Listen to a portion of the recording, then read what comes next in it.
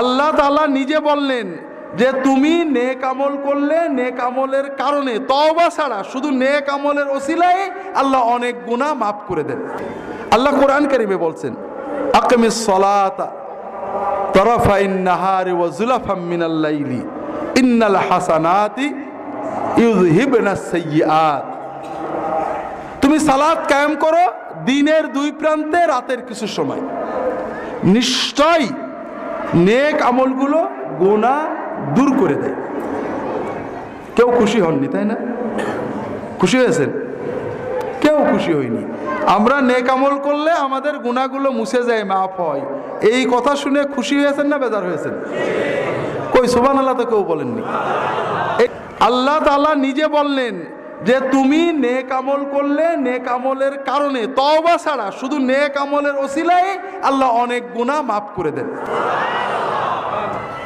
আল্লাহ রাসূল সাল্লাল্লাহু আলাইহি ওয়াসাল্লাম বলছেন, আরাইতুম ইন কানা বিবাবি আহাদিকুম নার ইয়াগতাসিলু ফি কুল্লি ইয়াউমিন 5 মাররাত হাল ইয়াবকা মিন দারানিহি শাই।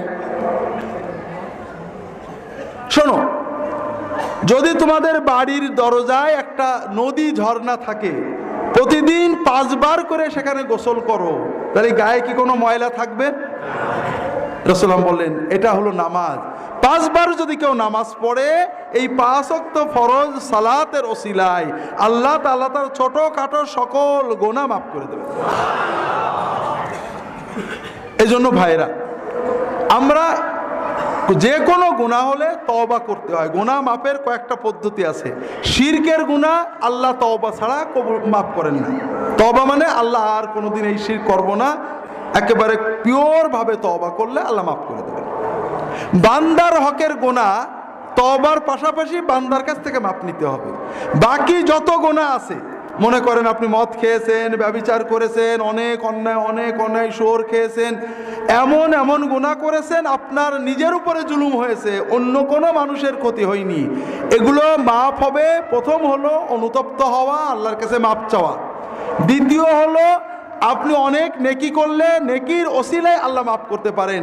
তৃতীয় হলো আল্লাহ আপনাকে দুনিয়ার কষ্ট, বিপদ আপদ, বিভিন্ন অসুবিধার মাধ্যমে মাফ করতে পারেন। চতুর্থ হলো আল্লাহ তাআলা কারোর সুপারিশে আল্লাহ আপনার এই গুনাহগুলো মাফ করতে পারেন। কাজেই যখনই আমরা কোনো গুনাহ করে ফেলবো, শয়তান গুনাহ করিয়ে দেবে, বলতে হবে শয়তান তুই গুনাহ করাইছিস, এইবার দেখ আমি কি করি। কথা কি বুঝতে পেরেছেন?